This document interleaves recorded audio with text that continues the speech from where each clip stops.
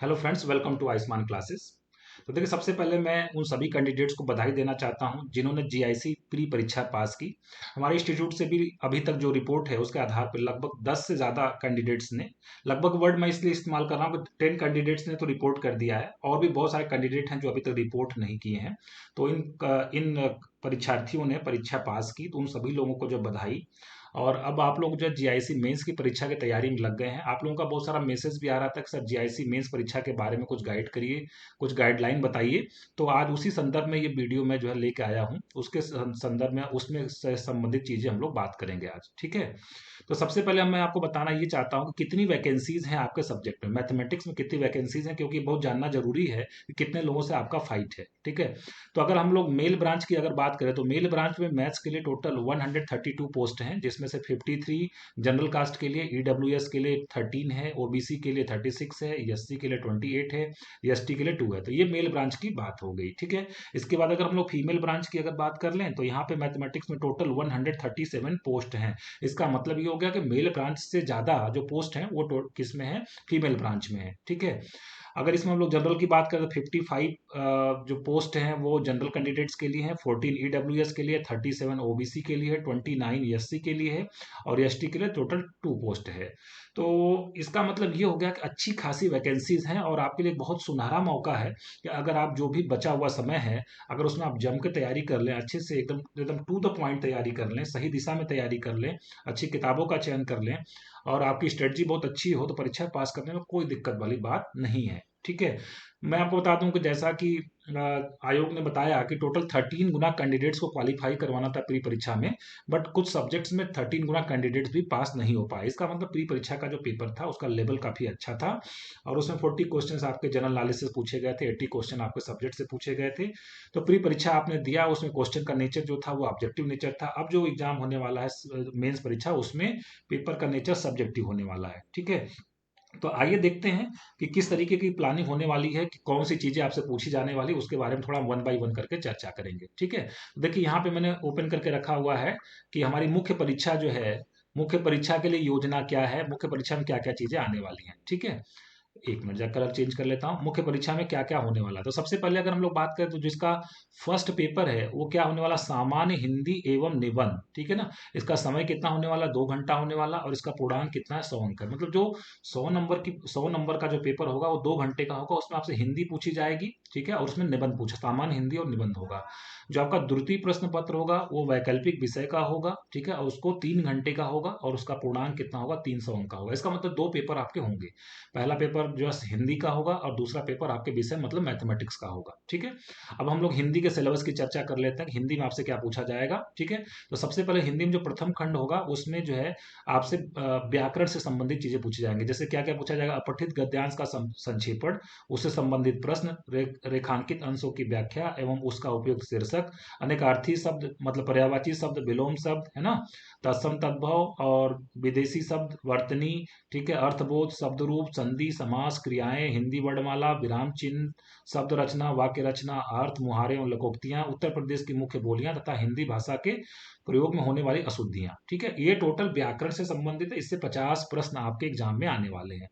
दूसरा जो खंड है वो क्या है, हिंदी निबंध का है, ठीक है। हिंदी निबंध जो है कितने नंबर का होने वाला, 50 मार्क्स का होने वाला है।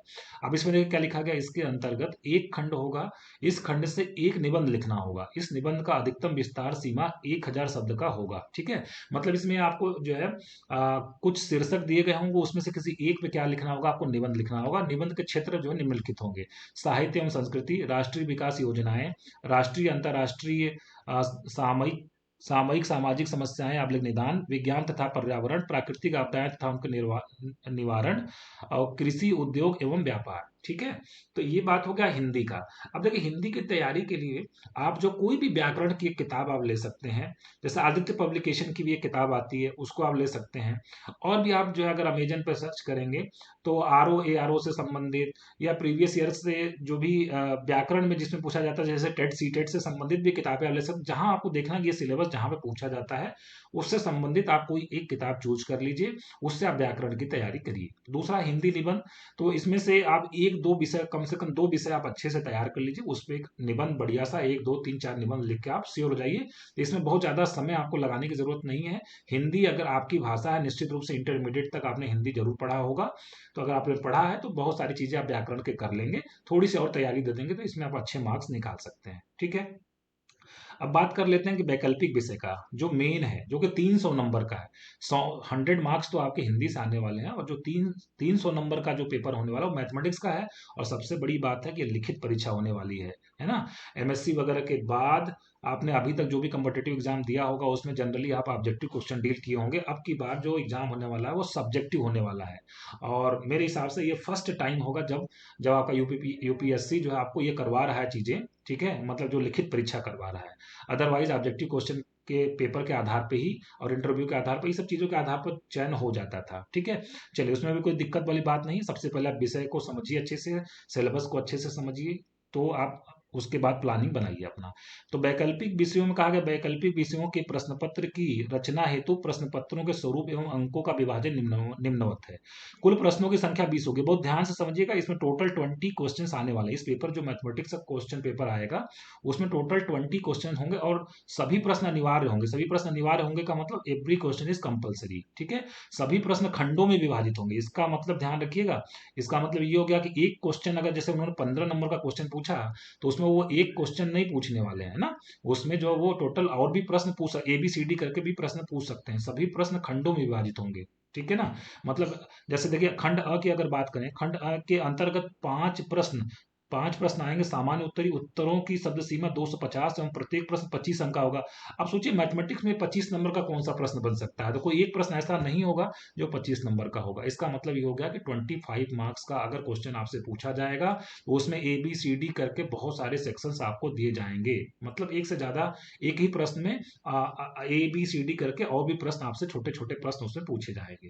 तो इसका मतलब 5 प्रश्न तो हो गए आपके जो है खंड अ से, और सबका कितने कितने नंबर का होगा, 25-25 नंबर का हो गया। तो टोटल 125 नंबर के खंड अ से प्रश्न आने वाले हैं। खंड ब की अगर बात करते हैं तो यहाँ पे भी 5 ही प्रश्न आने वाले हैं, और 15-15 नंबर का आएगा। ठीक है, तो 15 5 सा कितना हो गया, 75 का हो गया।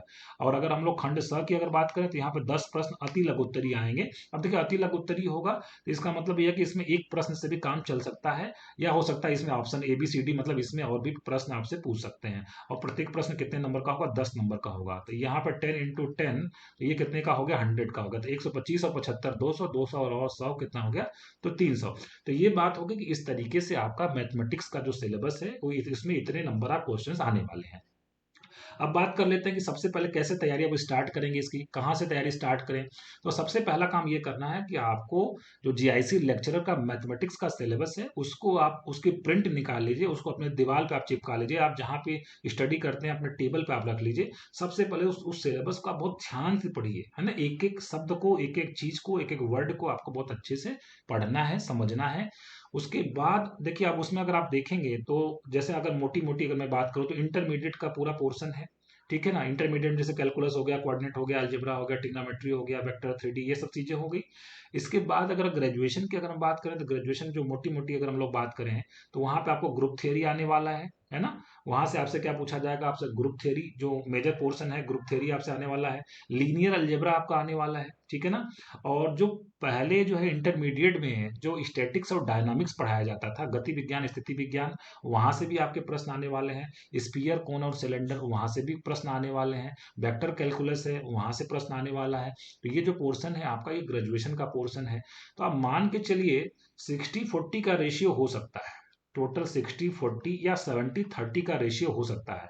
मतलब 60% क्वेश्चन आपसे कहाँ से पूछे जा सकते हैं, 12th लेवल से, 11th-12th लेवल से, और 40% क्वेश्चन आपसे पूछे जा सकते हैं कहाँ से, आपसे ग्रेजुएशन लेवल से पूछा जा सकता है। तो इसका मतलब ये हो गया ये कि दोनों पार्ट बहुत ही इंपॉर्टेंट है, दोनों पार्ट में से कुछ भी आप स्किप नहीं कर सकते हैं।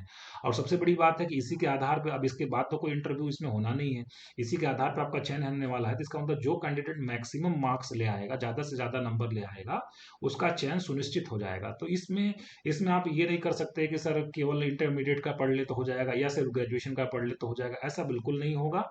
आपको जो दोनों पोर्शन को आपको अच्छे से तैयार करना होगा। ठीक है, अब बात करते हैं कि कहाँ से तैयारी करें, कौन सी किताबों को फॉलो करें।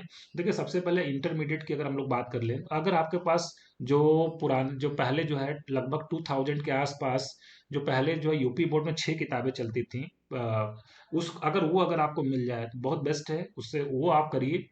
तो उसमें आपको जो है 6 किताबें चलती थी। तो अलजेब्रा था, कोऑर्डिनेट था, कैलकुलस था, वेक्टर थ्री वेक्टर तो उसके साथ था, स्टैटिक्स डायनामिक्स के साथ था, स्टैटिक्स के साथ, है ना। तो वो किताबें अगर 6 मिल जाए तो बहुत अच्छी बात है। वो अगर नहीं भी मिलती तो बहुत घबराने वाली बात नहीं है। उसके लिए आपको क्या करना है, आप एनसीईआरटी की जो किताबें हैं उसको आप ले लीजिए, या आपके पास आर डी शर्मा वाली किताब है 11th 12th क्लास की, उसको आप ले लीजिए, या आर एस अग्रवाल की जो किताबें हैं इंटरमीडिएट की, उसको भी आप ले सकते हैं। जो भी आपके पास अवेलेबल हो जाए वहां से आप 11th 12th क्लास का जो पोर्सन है सब्जेक्टिव, अब हर चीज को आप लिख लिख के प्रैक्टिस करिए। जैसे फंक्शन 1 1 होगा कैसे दिखाएंगे, लिख लिख के प्रैक्टिस करना है।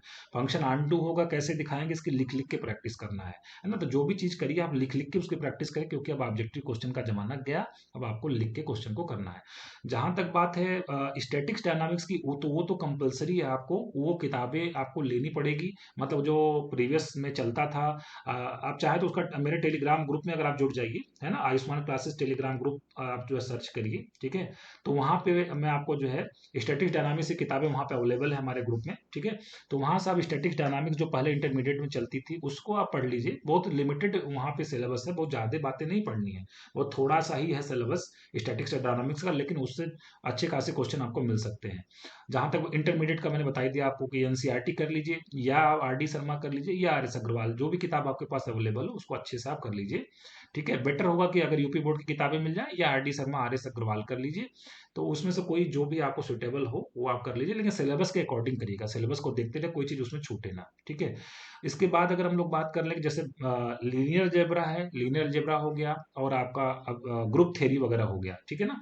तो इसके लिए जो भी आपने ग्रेजुएशन में जो भी किताबें पढ़ी होंगी वो आपके लिए ठीक रहेगा, वहीं से आप तैयारी करिए। या आप जो है और भी जैसे कृष्णा पब्लिकेशन की किताबें आती हैं, है ना, उसको आप ले सकते हैं। या आपके पास और भी जो भी किताब ग्रेजुएशन की पढ़ी होगी उसमें निश्चित रूप से ग्रुप थ्योरी और आपको अब्स्ट्रैक्ट अलजेब्रा मिल जाएगा, वेक्टर कैलकुलस आपको वहां से मिल जाएगा, स्पीयर कौन सिलेंडर आपको वहां से मिल जाएगा। और मैं भी जो है कुछ लेक्चर्स आपको जरूर प्रोवाइड करवाऊंगा इसमें हेल्प करने के लिए, आपको परीक्षा को की तैयारी करवाने के लिए मैं भी कुछ लेक्चर्स को जरूर अपलोड करूंगा, जो इंपॉर्टेंट पोर्शन है जहां से क्वेश्चन बनने वाले हैं, तो वो भी मैं अपलोड करूंगा, उनको भी आप जरूर फॉलो करिएगा, उन सारे लेक्चर्स को जरूर देखिएगा, निश्चित रूप से आपके परीक्षा के लिए काफी उपयोगी होंगे, ठीक है। तो इसके अलावा भी आपके और कोई प्रश्न है तो आप कमेंट बॉक्स में लिख के मुझे जरूर बताइएगा, मैं आपको जो नेक्स्ट लेक्चर में इसकी जवाब देने की कोशिश करूंगा। और नेक्स्ट लेक्चर में हम लोग स्टार्ट करेंगे जीआईसी जो लेक्चरर का कोर्स है, उसमें कुछ लेक्चर्स मैं आपको प्रोवाइड करवाऊंगा, यूट्यूब पे प्रोवाइड करवाऊंगा आपको जो है, तो उसको भी आप जरूर देखिएगा, उससे आप लाभान्वित होंगे। थैंक यू वेरी मच, आज के लिए बस इतना ही, मिलते हैं फिर से नेक्स्ट लेक्चर में। Thank you very much.